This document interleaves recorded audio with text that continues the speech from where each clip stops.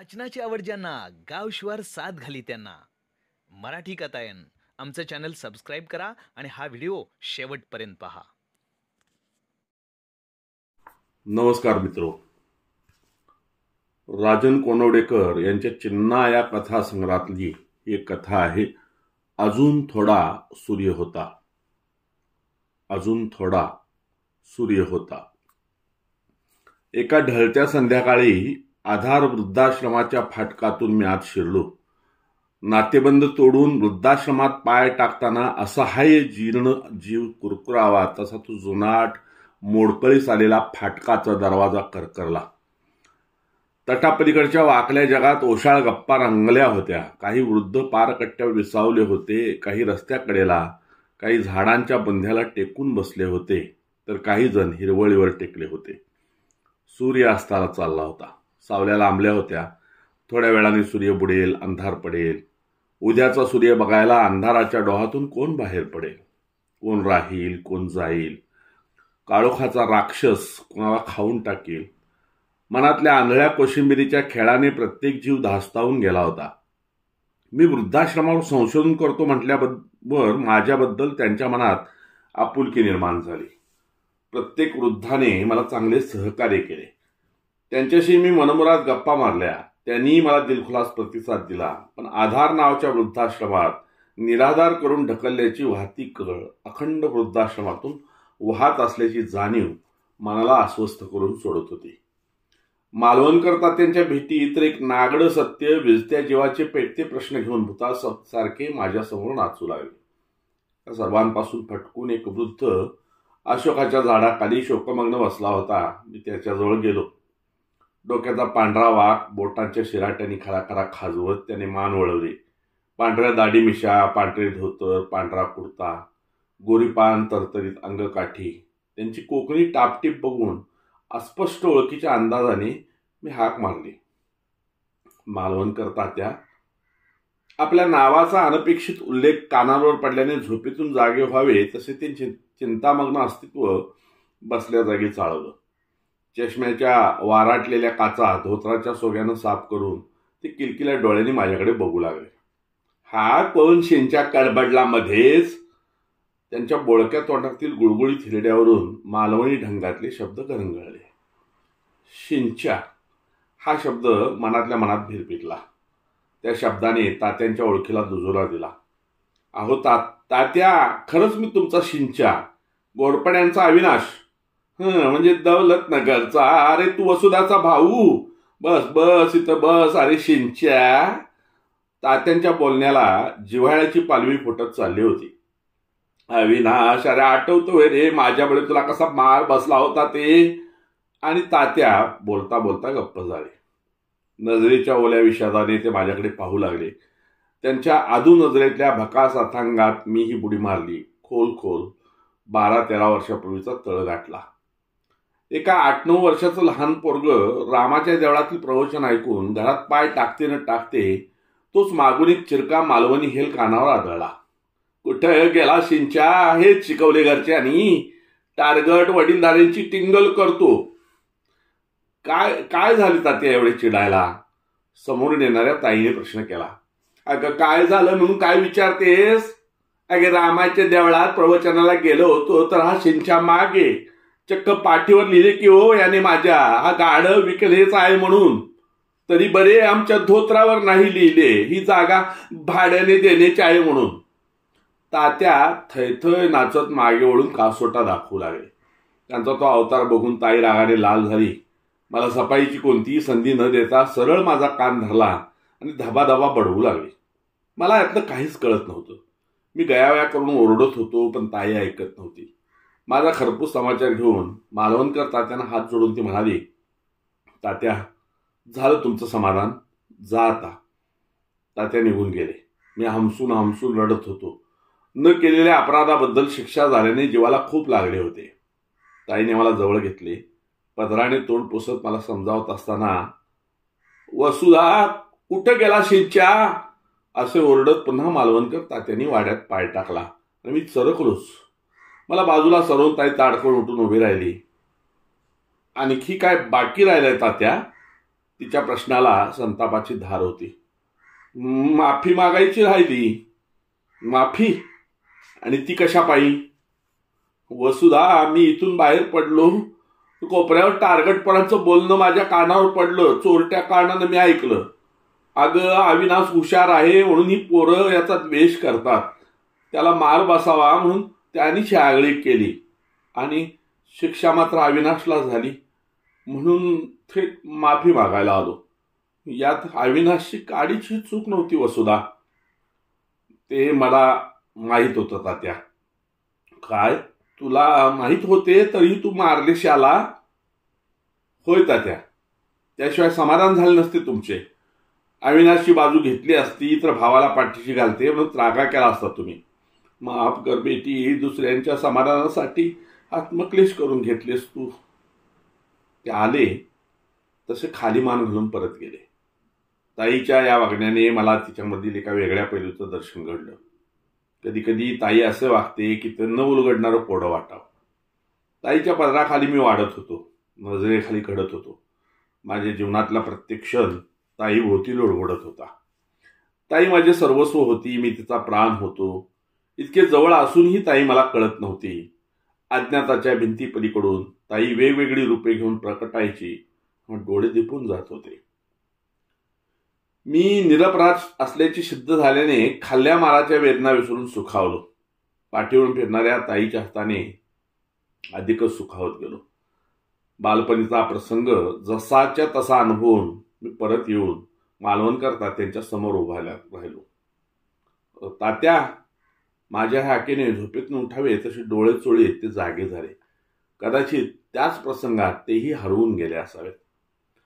तात्या दौलतनगरला आमच्या शेजारी राहत होते. मुलगा श्रीकांत राष्ट्रीयकृत बँकेत कारकून होता. सून आणि 2 वर्षाचा नातू आनंदात राहायचे. मग गेल्या 10 वर्षात असे काय घडले की तात्यांना वृद्धाश्रमात येऊन पडावे लागले. मनातला प्रश्न थेट तात्यांना न विचारता मी शंका व्यक्त केली. तात्या, तुमची इथे भेट होईल असे वाटले नव्हते. शक्यतो मी त्यांच्या मनाला लागेल अगर घरच्यांबद्दल अपमानास्पद वाटणार नाही याची काळजी घेत विषय उकलण्याचा प्रयत्न करीत होतो. तात्या, तुमच्या सुखाचे चौकोनी घरकुल होतं. मुलगा बँकेत नोकरीला, मुलीप्रमाणे काळजी घेणारी सून, तुमच्यावर निर्व्याज माया करणारा भाबडा नातू. घरात आनंदाचं गोकुळ नांदत असताना तुमच्या या 4 पदरी सुखाला कसले ग्रहण लागले? बढतीचे, तात्या उचलून म्हणाले. म्हणजे समजलो नाही तात्या. मी, अरे पोरगा कारकुनाचा साहेब झाला, बदलून या शहरात आला, त्याला शहरी वारा लागला, डोक्यात साहेबीपणा भिनत गेला. बघता बघता एका सुसंस्कृत माणसाचा साहेब झाला. सारे जग त्याला चपराशी वाटायला लागले. राहायला बंगला घेतला, दारात 4 चाकी गाडी आली आणि संपत्तीच्या ओघात त्याच गाडीतून माणुसकी निघून गेली. पोराला बापाचं आणि सुनेला सासऱ्याचं अस्तित्व अडगळ वाटायला लागलं. साहेबांच्या मिटिंगा, सेमिनार, सुनबाईचं सोशल वर्क, महिला मंडळ, रात्री बेरात्रीच्या पार्ट्या, रात्री अपरात्री सून लडकडत खरी यायची. तिला ढळलेल्या पदराची शुद्ध नसायची. मला हे पाहत नव्हतं. काही सांगायला गेलं तर ती माझ्या पदोपदी अपमान करायची. उलटा चोर कोतवाल को डाटे याहून पोरग्याकडून कुठल्या अपेक्षा करता येत नव्हती. बाबा, हा जमाना बदलत आहे. क्लार्कचा मॅनेजर झालो, अजून GM शिवाय MD, बँकेचा संचालक, अशा अनेक पायऱ्या चढायच्या आहेत.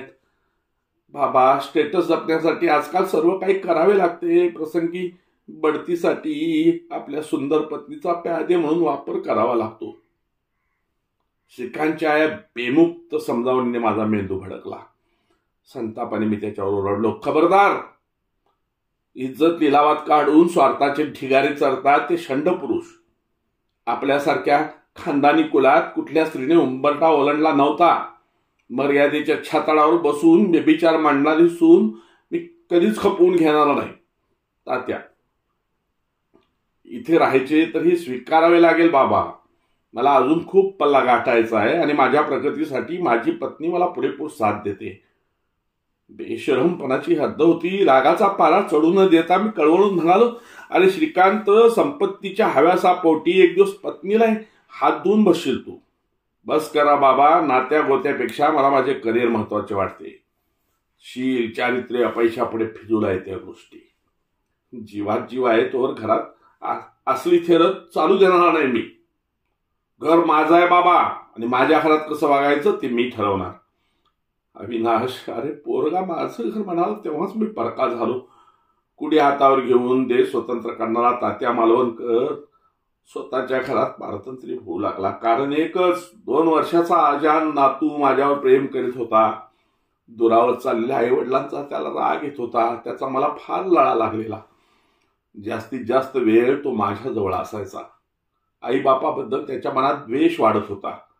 आपल्या कृतीतून तो त्यांचा वेळोवेळी निषेध व्यक्त करायचा. आपला मुलगा आपल्यापासून दुरावत चाललाय, एक दिवस तो हातातून निसटून जाईल.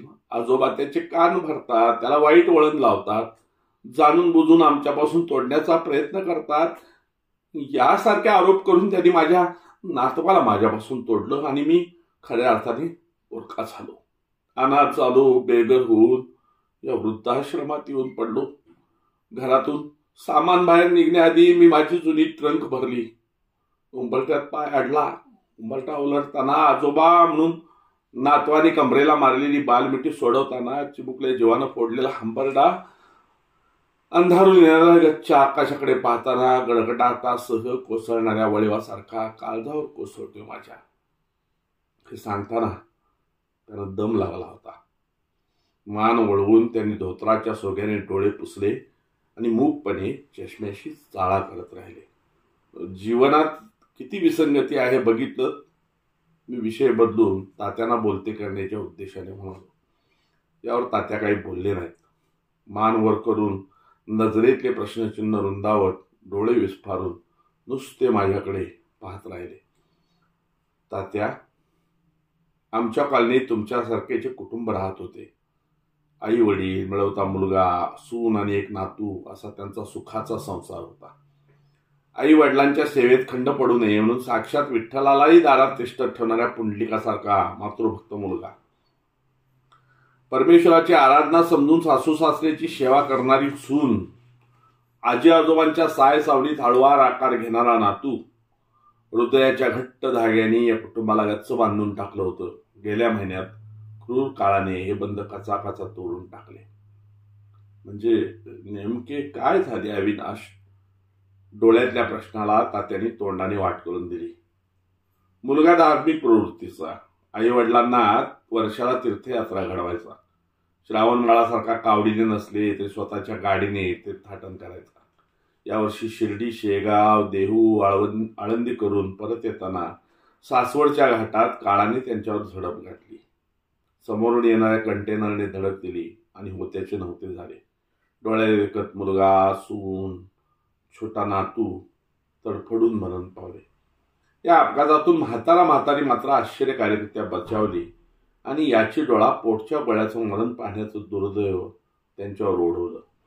पुरते आयुष्य भोगण्यापूर्वी लेकरा बाळांना काळाने उडून गेले आणि मृत्यूच्या काठावर उभे राहून आस्थाची वाट बघणाऱ्या पितरांना मृत्यूने हुलकावणे देऊन सोडवला. अजूनही दुर्दैवाच्या खाईत जळतायत ते 2 जीव. स्मृतिभ्रूंश झाल्यासारखे घरभर फिरतायत आपल्या प्रियजनांच्या अस्तित्व शोधित. आज ना उद्या नातू येईल, पोरगा देवाला नेईल, सुनबाई जेवायला हाक मारेल या आशेवर. तात्या, स्वतःच्या घरात निराधार होऊन आपतासाठी विलाप करणारे ते चित्र आणि निराधार ठरवून वृद्धाश्रमात धाडणाऱ्या आपतांच्या कृतीवर अश्रू ढाळणारे हे चित्र केवढी तफावत आहे नाही? होय, दीर्घ निश्वास सोडीत तात्या म्हणाले. अविनाश, त्या आभागी आई वडिलांना अचानक बसलेला तो धक्का आहे तर इथे आमच्याच रक्ताने आम्हाच दिलेला धोका आहे. त्यांच्यावर नीतीने केलेला तो अपघात आहे तर इथे आमच्याच माणसाने केलेला हा घात आहे. तिथे काळाने त्यांच्यावर घातलेला घाला आहे तर इथं आमच्याच पोटच्या गोळ्याने मागून केलेला हल्ला आहे. अरे, अचानक कोसळलेल्या आपत्ती ज्यांना गमवावे लागले असतील मुलगा, सून, नातवंडे, ते तडफडत असतील स्वतःच्या घरातील 4 भिंतीच्या तटबंदीत. पुत्राच्या विरहाने बाप समजून सासऱ्याची सेवा करणाऱ्या सुनेच्या वियोगाने, बोबड्या बोलाने लळा लावलेल्या नातवाच्या ताटातुटीने इथे आम्ही रोज मरतो.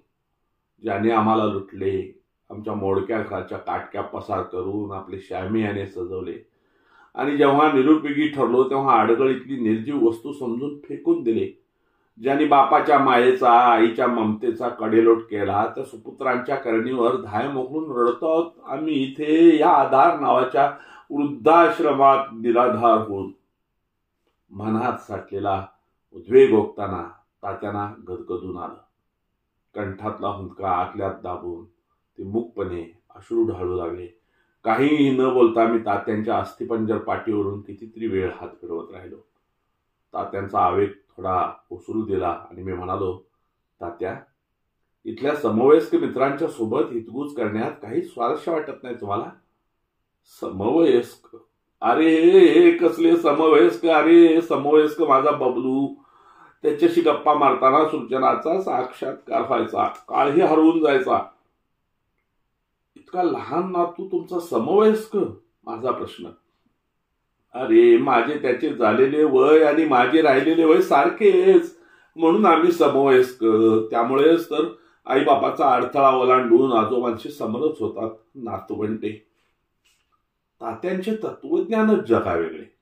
आजोबा आणि नातवंडाचे सूर का जुळतात याचे रहस्य मला तात्यांच्याकडून समजले. आजोबांच्या तोंडातली एक एकदा संगत सोडत असताना नातवंडाच्या तोंडात एक एकदा तो उगवत असतो. म्हणजे उगवणाऱ्या शिल्लक राहिलेल्या दातांचे गणिती सम. शिवाय एकाची स्मृती कमी होणारी तर दुसऱ्याची हळूहळू वाढत जाणारी. दोन्ही जीव स्मृती विस्मृतीच्या एकाच पातळीवरून चालणारे. दोघांच्याही बोलक्या तोंडातून बोबडे बोल बाहेर पडतात. म्हणूनच तर म्हातारपणाला दुसरे बालपण म्हणतात. भावबंद घट्ट होण्यापाठीचं हे एक कारण होतं. तात्या, इथे तुमच्या वयाचे सखे सोबती भेटल्यामुळे सुखदुःखाची देवाणघेवाण करताना मनाला विरंगुळा मिळत असेल नाही?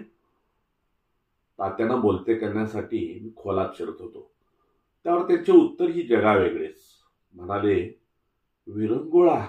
अरे इथे कसला आलाय विरंगुळा? इथे तर पिचलेल्या जीवांची म्हातारी दुःख रात्रंदिवस कष्टत असतात. इथल्या सगळ्या वाटा अस्ताला जाऊन मिळणाऱ्या, त्यावरून सरपटणाऱ्या त्याच त्या रक्तबंबाळ गप्पातून वाट काढताना गुदमरून जातोय जीव. यावर आणखी काय हाताला लागावे या उद्देशाने मी म्हणालो, तात्या, वृद्ध जीवांच्या सोबत वावरताना, त्यांच्याशी संवाद साधताना काही ना काही हाताला लागत असेलच ना? हो, लागते तर. तात्यांच्या उद्वेगाला कडवटपणाची धार होती. त्याच लई ते पुढे म्हणाले, अरे नातवंडाशी धिंगाणा घालताना आपले हरवलेले बालपण पुन्हा पुन्हा भेटत असते आणि इथे मात्र या म्हाताऱ्या विश्वात वावरताना पावला पावलावर हाताला लागते जळणाऱ्या सरणाची राख. सरणाची राख? तात्यांच्या तोंडून दाहक सत्य बाहेर पडले आणि डोकीत धनाचे घाव फुटू लागले. मेंदूच्या ठिकऱ्या झाल्या. एक महाभयंकर स्फोट. जगाचा पाळणा डचमळला. दूर पन्हाळगडाच्या दरीत सूर्य कोसळला. माझ्या डोळ्यांसमोर वृद्धाश्रम. आजूबाजूचा परिसर अंधारात विझून गेला. दाटल्या काळोखाला भगदाळ पाडीत समोर धाडाधाडात चिता पेटत गेल्या. पेटत्या चितांनी सारा आवार भरून गेला. चिता पेटत होत्या. जिवल्यासाठी जागीचे लोळ उठत होते. प्रत्येक चितेभोवती इजा झालेल्या आत्म्याने आक्रोश मांडला होता. त्यांच्या वाहत्या जखमेतनं रक्त ठिपकत होतं. भडकत्या ज्वालांचे भेसूर प्रतिबिंब माझ्या डोळ्यात लिवलीव हलत असताना आजोबा अशी हाक कानावर पडली आणि मी त्या जळत्या मरणाचे लोळ चुकवीत परत फिरलो. फाटकाच्या दारातून बबलू आमच्याकडे येत होता. त्याच्या चेहऱ्यावर उमलणारे उगवतीचे सोनेरी हास्य मावळतीच्या साक्षीने पाहताना मी एका भयानक स्वप्नाचा प्रवास करून आलोय यावर माझा विश्वासच बसत नव्हता. रुमालाने घाम पुसता पुसता आम्ही सभोवर नजर फिरवली. अजून थोडा सूर्य उरला होता. धन्यवाद.